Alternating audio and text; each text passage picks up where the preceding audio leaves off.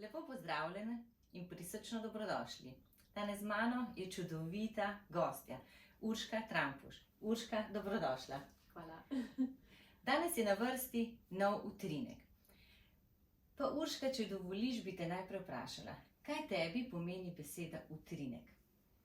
Utrinek. Utrinek bi zame bil en trenutek, kjer sem v čistem zavedanju, kjer se nekaj v meni premakne. In ta bi bil zame nek utrinek, tak doživet občutek. Super.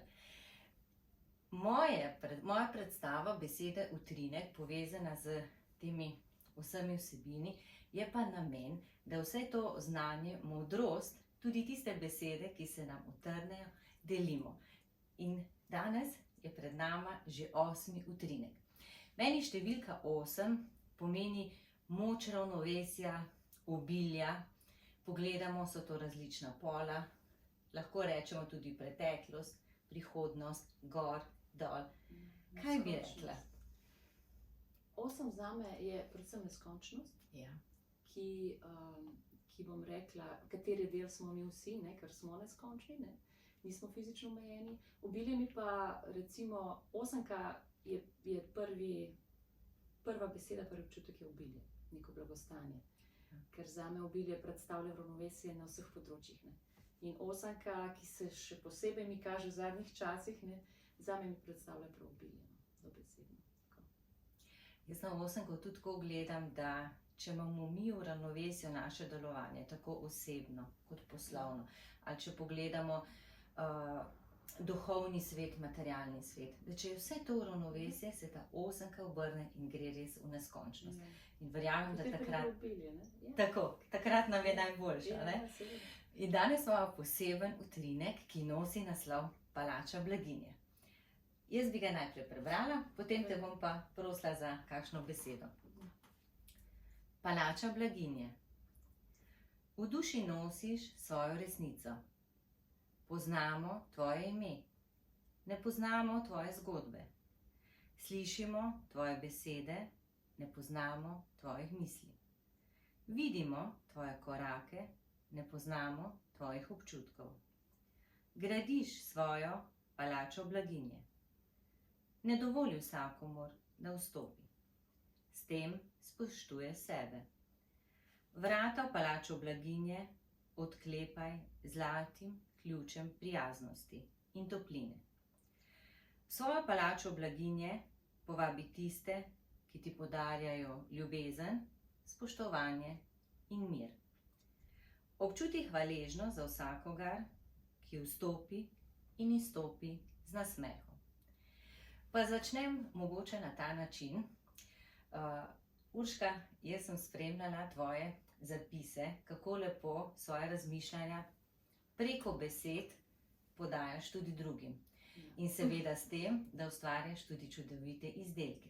In preden te povprašam o palači blaginje, povej malo svojo zgodbo, kaj je tisto, kar ti da ideje za ustvarjanje. Kaj želiš predati ljudem, ki dobijo tvoje izdelke? Predvsem veselje do življenja, radost, srečo in brezpogojno ljubezen. Deliti tisto, kar sem pri sebi dosegla. Kajti leta sem delala z ljudmi, predvsem ženskami, in sem razumela, da vsi rabimo brezpogojno ljubezen. Veliko govorimo o ljubezni, premalo pa o brezpogojni ljubezen. Kajti ljubezen ima zelo veliko obrazov. Ne? Prav brezpogojna ljubezen in visoke vibracije ljubezni pa so tisto, kar v prvi vrsti deli med ženske. In pa vse karakteristike ženske esence. Torej, moji izdelki predvsem pomagajo ženskam, da ozavestijo in prebudijo v sebi te karakteristike, kot so milina, toplina, prijaznost, mehkoba, senzualnost, delovanje preko intuicije, preko srca, torej delovanje iz prave esence sebe. In to je tisto glavno, ker ko bo vsaka ženska na svojem pravem mestu, bo svet pozdravljen vsega zla. Ja, jaz tudi gledam iz tega vidika, kako smo vpeti v različne naloge, v različna opravila, ampak še vseeno je da prebudimo res, kako si rekla, to, da delujemo srčno, z milino in s toplino, in ko ta mir in vse to čutimo v sebi, se mi zdi, da čez različne preizkušnje gremo lažje. In tudi Ja. v vlogi kot žena, partnerka, kot mama, kot prijateljica smo boljši. Ja, ker se imamo radi. Ne? Ja. Ker v prvi vrsti moramo čutiti ljubezen do sebe. In vse tisto lepo, vse lepe občutke pozitivne moramo prvo prebuditi v odnosu do sebe. Ker če tega nimamo do sebe, težko to občutimo do drugega človeka. Ne? Bodi si gre za partnerja, za otroke, družino, starše, karkoli. Ne? Pač v prvi vrsti zmeraj do sebe. Torej ljubezen do sebe. Prva stvar. In zato je potem življenje postane lažje. Izzivi so zgolj, bom rekla, neka mala prepreka, ki te nauči biti še boljši. Ne? In vse pa izhaja v bistvu iz nas in vse se začne z nami. Ne vem, kako je z našimi gledalci, ampak mogoče, če povem svojo zgodbo, jaz sem šla tudi pred leti, se mi zdi kot skosna neka dokazovanja. Dokazovala sem se, koliko zmorem, dala si veliko dela. Tudi recimo, kar se tiče gospodinjskih opravil, nisem šla zvečer spat, če ni bila posoda pomita. Nisem pol utrujena, ko res samo ta prav odgovor bi bila postelja, sem šla še posodo pomiti.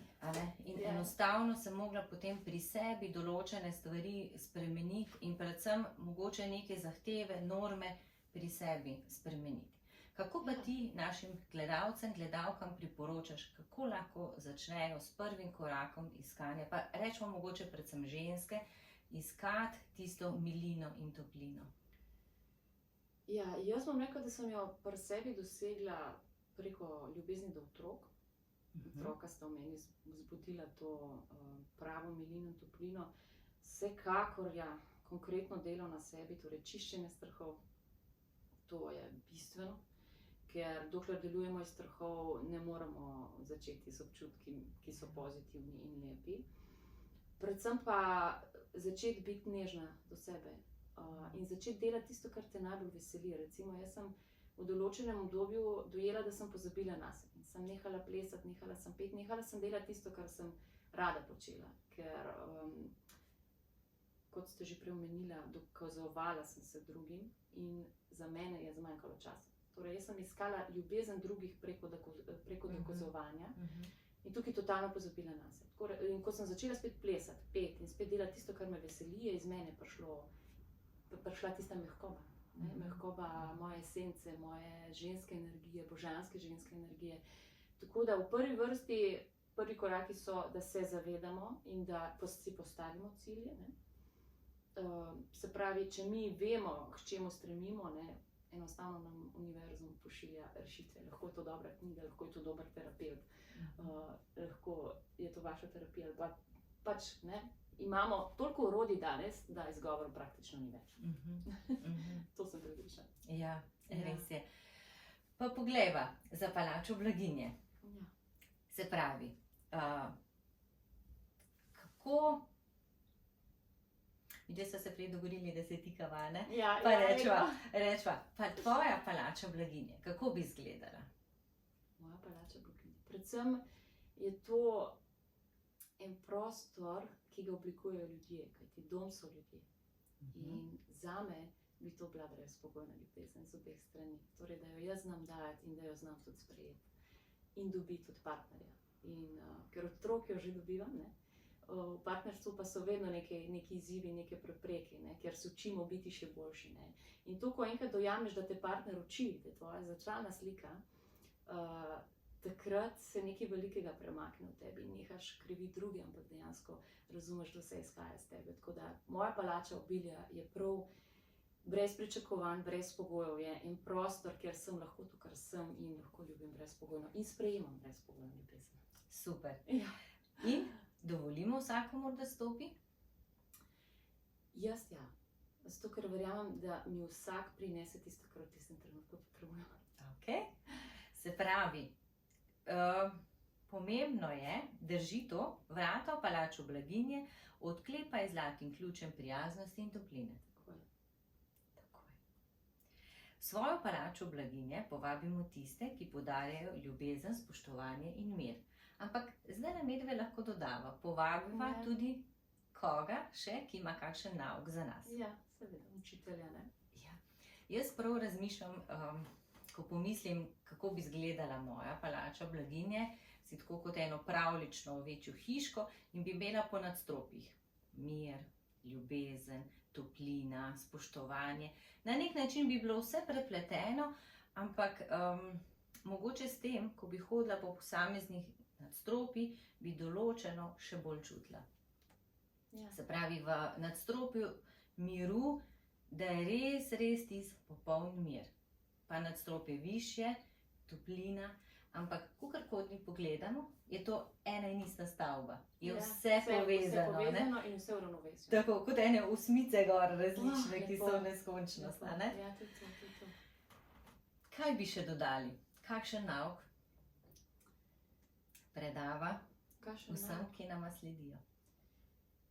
Naj vedno izhajajo iz tistega, kar so, naj se vedno učijo od drugih, tudi naj vedno sprejmejo dejstvo, da ima vsak nekaj za nas, ne? Če ne zgolj sporočilo. In predvsem to, da se naučijo živeti v trenutku.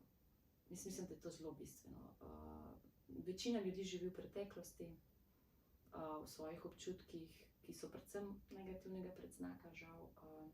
Recimo že sam odnos do staršev, ne? Že ko začnemo to reševati, ne, se nam lahko v bistvu odpre ena cela paleta emocij, ne, ki v bistvu nam ne pripadajo. Ne. Tako da delati vsak dan na sebi, investirati vase, jaz vedno govorim, investirati v človeka.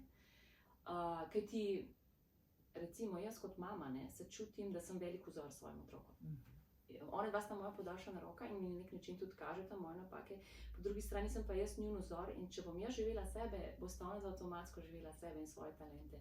In to je tisto, kar si najbolj želim, da bi ona dva ne iskala sebe, kot sem jaz 20 let, da sem rabila, da sem prišla nazaj do sebe zaradi vseh uklepov sistema in družbe in šolskega načina in karkoli. Se pravi, da bo ta ona dva dejansko že v mladih letih vedela, zakaj sta poklicana sem, kaj lahko data ljudem in kdo sta. In to je, mislim, da je to največ, kar lahko kot ženska da. Ne samo drugim, ampak seveda svojim. Jaz tudi gledam, da največje poslanstvo kot mama, ki ga imam, da spremljam otroke, kako oni razmišljajo, kaj se z njimi dogaja in da jim vedno prisluhnemo, da ne rečemo, majhni otroci, to so razvezni problemi. Se pravi, da jih sprejemamo in jim pomagamo stvari razumeti, ker vsak od otrok je drugačen in res tudi svojim zgledom, kako mi delujemo, to jih lahko učimo. Tudi recimo čist enostaven primer, ko včasih kdo reče, da si želi, da pa otroci kuhajo. Ja, ampak s tem začnemo pri pravilih, če mama nikoli ne kuha, ne more pričakovati, da otrok bo pa zdaj kar kuho. Ja, to je tudi isto, jaz večkrat slišim, kar rečejo, ne vem, zadnjič sem poslušala enega očeta, je rekel, moja hčerka ima 25 let, pa še ne ve, kaj bo v življenju počela. Ne? In sem ga jaz samo narahlo rekla, opozorila na to, sem rekla, kaj pa vi delate, gospod, ne? In je on tudi povedal, da ima eno službo, v kateri ni zadovoljen. Sem rekla, torej ne morate pričakovati od hčerke, da bo vedela, kaj se v življenju želi početi, če vi tega ne veste. Ne? In sem videla, da sem ga premaknila. Ne? In to je tudi včasih daš tako čist na nežen, ljubezniv način, kakšen stavek, ki človek mogoče ne jemlje kot kritiko, ker nekateri vsako stvar jemlje kot kritiko, ampak enostavno nek opomin, da otroci so nam res zrcalo in da so kristalna, čista bitja, ki so večkrat celo bolj modri kot pa sami starši. Jaz tudi gledam iz tega vidika, da ko enkrat začnemo predelovati svoje stvari, v bistvu na tisto mesto pride mir. In če povežem malo kemije, pa malo sveta energij. Če mi nismo v svojem delovanju zadovoljni ali pa da se hitro razjezimo, da je ta stres res pogosto prisoten, to v bistvu sprožimo neke kemijske reakcije za naše telo, ki ni zdravo. Na drugi strani pa je 95%, se pravi vsega, kar mi doživljamo, se shrani v nas.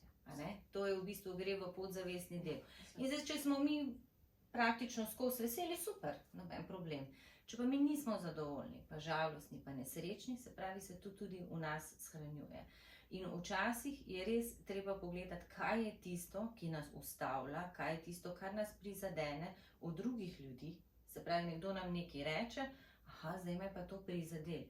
Ni ta oseba kriva. Kaj je nas prizadel? To je naš učitelj. In res pogledati, kaj lahko spremenimo, drugače pa, ja, tako kot so bile prej besede, določene stvari iz preteklosti, pa če niso bile prijetne, če mi to skozi podoživljamo, se pravi, nam 5 let nazaj ni bilo prijetno, je bil dogodek in če ga mi zdaj skozi govorimo, razmišljamo o tem, to pomeni, da nam tudi zdaj ni prijetno. Ne? In je mogoče čas, da nekaj spremenimo. In taka stvar se manifestira na fizičnem telesu, ker se vse začne prvo na energijskem nivoju, ne? Potem pa pride, ne, kislina v želodcu, ne, čir ali karkoli. Potem se vse to manifestira, ne. In nam telo kaže, če prej nismo dojeli skozi občutke, nam pa telo pokaže, le, tukaj si, ne, zdaj pa imaš. Reši se to. Mogoče bi pa mogli imeti 2 palači. Palačo preobrazbe, kjer bi šli pa odstranjevali vse to, kar nas je prizadelo, potem bi vstopili pa v blaginjo. Ja, se tako je, ne. Ja. Praktično moramo čez cel proces svet, da pridemo do blaginje, ne. Ja, in to pa pomeni delo na sebi, ne, ki se ga pa marsikdo boji, ne, ker ti pokaže pa resnico, kdo si, ne. V tistem trenutku. Pa nišče ne ve, koliko časa bo trajalo. To je neskončna zgodba, ne. Že ko misliš, da si gor, ne, in da boš ostal gor, pa spet kaj malo vrže dol, ne. Je ciklično, ne, ampak tako je prav, ne. Jaz to tako rečem, kot da bi bili na atletski stezi, ko imamo ovire, a ne, se postavi ovira, preskočimo, se rečemo, wow, super, koliko nam je fajn, ampak ne vemo, koliko jih imamo do cilja. Ja, ne vemo. In jaz bi rekla tako, dobro, da ne vemo, ker če bi jaz vedela 15 let nazaj, kaj me čaka, ne vem, če bi stopila na to pot, ne vem, če bi imela toliko poguma. Pa vem, da vedno ti dajo, kakor si pač močan, kakor preneseš, ampak vseeno, ne, so trenutki, ki so kar težki. Ampak se pa splača zdržati, mislim, je pa, nisem cilj tisti, ki ti prinaša potem vse, ampak sama pot te res bogati skozi. Pa tako lahkotno zbivanje pol prinese. Pa tudi te nasmehi, ko so iskreni, ne rabimo skrbeti, da se ne smemo smejati, da če se smejimo, ne pomeni, da nimamo nič za delati, ampak enostavno saj tudi z nasmehom lahko opravljamo naloge. Seveda, ali pa to, da si ne upamo recimo lepo obleči, ali pa biti ženska. Recimo biti malo provokativno oblečena, biti seksi na nek način, ne. Mi si moramo to dovoliti same sebe prvi, ne. Dokler si sama sebi ne dovoliš, da boš lepa in naličena in urejena, ti okolica tudi ne bo, ne, in boš posod videla neko obsojanje tega, ne, kar si in kako si oblečena, ne. Ko pa si dovoliš in živiš sebe, je pa itak karkoli daš gor, je fajn, ne, po eni strani, ne. Pa tudi vedno je tako, ne, tista Gaussova krivulja, enemu delu od našega občinstva nikoli ne bomo všeč. Hvala Bogu. Prej to sprejmemo, se mi zdi, da lažje nam bo. Vsakemu ne moramo ga. Tako. Pa rečva na konec, da sploh ženske si dovolimo biti to, kar smo. Da pokažemo svojo milino, toplino in se z veseljem vračamo v svojo palačo blaginje. Vrata odprimo povsem in naj pridejo ljudje. Mogoče nas kaj naučijo, predvsem nam pa podarijo veliko ljubezni. In na konec zaključne besede. Ja, življenje nam vedno prenese tisto, kar potrebujemo, ne. Bodisi so to ljudje, kot si omenila, bodisi so to lekcije, izkušnje, karkoli. Bodimo vedno toliko prisotni, da lahko z mirom in z ljubeznijo sprejmemo tudi hude stvari, kot so izgube, bolečine, trpljenje, kajti vse nas pelje tja, jaz vedno rečem, ne, čisto vsaka pot nas pelje tja nazaj do sebe. Tako da je bistvo tukaj sprejeti in prevzeti odgovornost za to, kar smo in za to, kar čutimo. Potem se začne pa ena taka čudovita pot odkrivanja pravih odtenkov sebe. Ja. Hvala, draga Urška. Hvala tebi. Hvala vsem, ki ste bili danes z nama. Dio.